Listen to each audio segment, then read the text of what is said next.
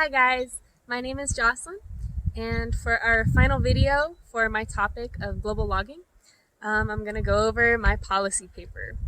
So, I wanted to say and start out this video just by saying that logging is an umbrella term, and you can't call the entire thing an issue. So, I'm going to call it a technique, and it's made up of many facets, such as like management, safety, and the economical side of it.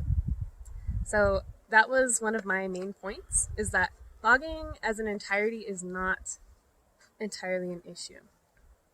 So, and one of the things that I learned and heard several times in my interviews was the word balance. Keeping a good balance of preserving the forest along with human use and product removal really helps the forest, but it also helps us be able to enjoy the forest and use logs from the forest. So, my three categories that I split logging up into include management of the forest. So, that basically, I guess, has the main definition of maintaining a forest. So, you have clearing underbrush, which could easily catch fire, harbor disease, things like that. You also have where they thin out the really tiny skinny trees that often choke each other out, and they also cause fighting for resources such as water.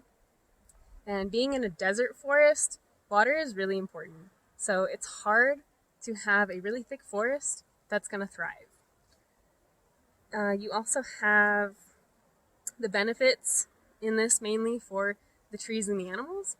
So like I said before, the trees don't have to fight for resources, but the animals, when you thin a forest, other than just looking nice and you can see farther into the forest, the animals have a lot more room to fly. So like birds of prey, they have a lot more room to hunt. They have a lot more flight space, which makes it easier for them to hunt, survive, and nest. It also makes it easier for the elk and animals with huge antlers to get through the forest quickly. And it also gives them more areas to bed down during the day and hide during hunting season, of course. So we also have safety is my second category. So forest fires can be very devastating if forest management is not completed in a forest. So basically, underbrush, small trees, those all contribute to a very devastating fire. When you clear out a lot of that, the forest fires often will run along the ground and they will not climb up the trees. When it climbs up the trees, that's when the most damage is done. When you wipe out the trees and everything else, that's when you get huge burn scars, like you saw in one of my past videos. So, and they say natural forest fires, often caused by lightning, things like that, are more dangerous than man-made controlled burns because it's obviously not controlled. It's not in an area that they're usually expecting. While controlled burns, man-made burns, are super beneficial. That's how they get rid of a lot of underbrush, dead trees, things like that, burning out a lot of that extra fuel that could potentially fuel a wildfire. So, safety also brings in the job of logging. If you if you Google logging, it'll come up with it's one of the top 3 most dangerous jobs in the world. There's so many aspects of it. You got chainsaws running, you got machinery, you got logs that you're not sure where they're going, or you have people that might not pay attention as much as they should. So that's also in the realm of safety. And my third category is the economical side of logging. So that's mostly for human benefit.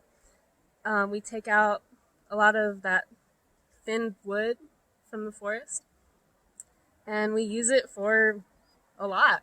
Think of anything that is a paper product, a lumber product, even a sap derivative from the saps and the liquids of the trees. Our houses are made of wood, parts of our cars, of course, any paper products, things like that. So that's a monetary benefit of logging.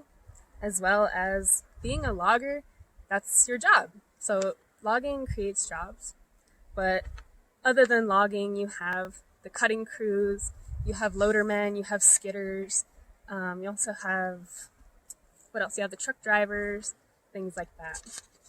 And of course, those that run the sawmills. So a few recommendations that I would have for a person approaching this topic. I would say look at the type of forest or environment that is being logged, or is that being thinned. Desert forests cannot be clear cut as often as, say, a forest on the East Coast. It all has to do with moisture, because in the desert you don't have that much moisture. So it takes the trees a lot longer to grow. And of course, if you have a thick forest, they're going to fight over water and things like that. Also, look at the type of prescription.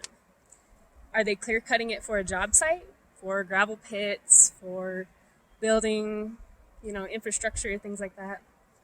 Or are they just thinning the forest? So it's for the forest benefit. So those are a couple prescriptions. Also look at the property ownership. Is it a private piece of property or is it forest land? Because those are often different, because a private landowner may have other ideas for their piece of property. Looking at the history of a property is also beneficial, because as you can see, this is where the railroad used to go through back in the early 1900s here in the Zuni Mountains. So they might have had this all cleared, So looking at things like that might help you understand why a piece of land looks the way it does and what their goals might look like in the future. Also look at Forest Service guidelines for thinning and forest management, because when it's on forest land, loggers are not going to cut what the Forest Service does not mark to be cut. So they work a lot in conjunction. So that's basically my policy, I guess you could call it. So like I said before, I wanted to do this one in another unique spot.